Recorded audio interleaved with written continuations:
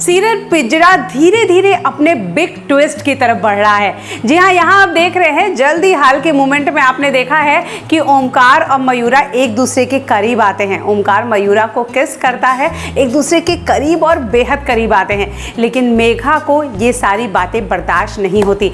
आने वाले एपिसोड में आप देखेंगे कि मेघा हिंट देगी मयूरा को कि वो जिस तरह के सपने देख रही है ऐसा बिल्कुल भी नहीं है। जल्द ही उसकी खूबसूरती एक पिंजरे में कैद हो जाएगी। दरअसल मेघा ये हिंट देने की कोशिश करती है और आज के एपिसोड में खास बात आपको ये देखने को मिलेगी कि ओमकार का जो असली चेहरा है, जो उसका गुस्सा है और जो उसकी बीमारी है, वो कहीं ना कहीं सबके सामने आ जाएगी और इस बात का शक मयूरा को भी होगा।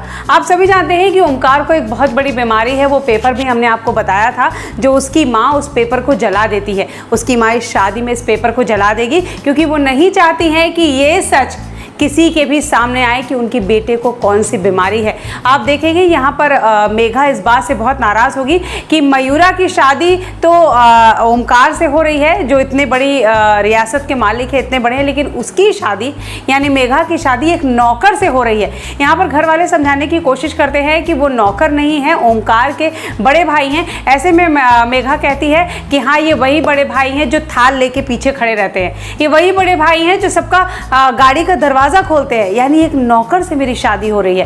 खैर, यहाँ पर मेघा इस बात की कसम खाती है कि वो मयूरा से इस बात का बदला लेके रहेगी। आप सभी जानते हैं कि मयूरा और मेघा दोनों एक ही घर की बहू बनने वाले हैं और आगे जाके मेघा इस बात के लिए बहुत बड़ी प्रॉब्लम बन जाएगी मयूरा के लिए। खैर, आने वाले एपिसोड में मयूरा को ओमकार का सच पता चल जाएगा। ये पता चल जाएगा कि वो उससे इतना तेज गुस्सा क्यों आता है और गुस्से के बाद वो किसी की जान भी ले सकता है।